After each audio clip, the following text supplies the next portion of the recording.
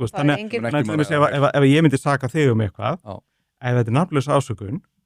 að þá getur þú bara að hugsa að ég veit ekki eins og hver þetta ég get ekki mattsað við raunveruleikan að segja bara já, það verið að tala um þetta hérna atvik, það verið að tala um hérna einstakling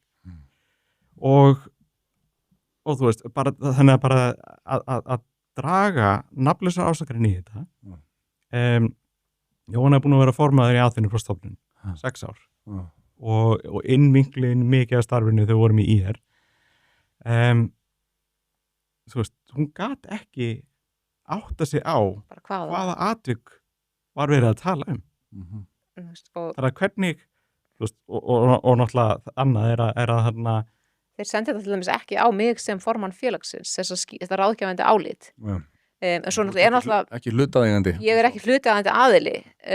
sem mjög sérstakt en IBR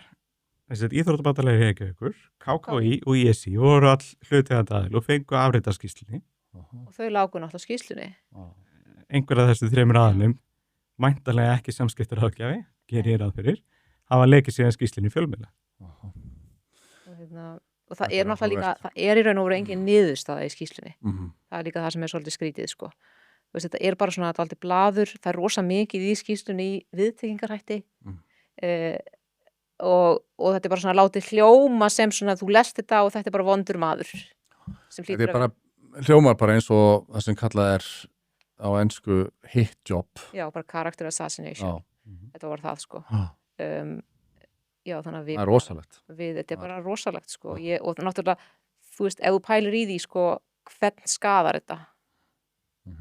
Alltaf yrkjandur að þennu kannski fyrst og fremst nei, líka bara almennt, bara embættið stórskadað okkar mati og við teljum að það muni verða niðurstaðan hjá eftirlitsaðilunum þá það náttúrulega þeir sem embætti á að vera til staðar fyrir þú veist, það engin trúverðuleiki það einhver alvöru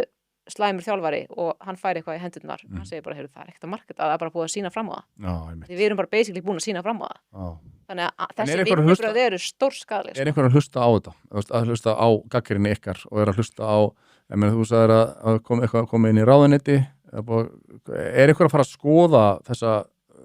skýrslu og hennar vinnubrögð og svo framvegis ég meina það náttúrulega bara það sem við ætlum að sjá til að verða gert sko og það yrði rosalegt að það verður ekki gert sko. Það væri mjög alvarlegt mál. Það meina ákæran liggur fyrir inn í ráðuneytinu núna. Þetta ekki beint, þetta svona kvörtun. Og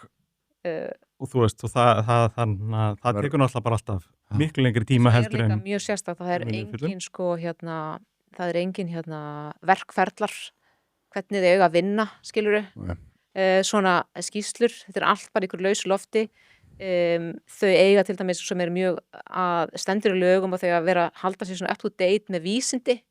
og vísinduða þekkingu og miðað við hvernig þau skrifa þetta þá eru þau ekki fær það samt hafa þau beðið auka pening til þess að gera það þannig að þetta algjör sápartur bara algjör peningasóun og svo þetta bara ótrúlega svona mikilvægt embætti sem bara outsourcað í einhverja sálfræðistofu út í bæ eftirlitslausa þar sem að vinnur það ekki lögfræðingur, það ekki lögreglumenn sem hafa reynslu af að rannsaka svona mál, þetta bara fólk sem hefur allt aðra þjálfun og það einhvern veginn sett í þetta hlutverk og bara veldur því ekki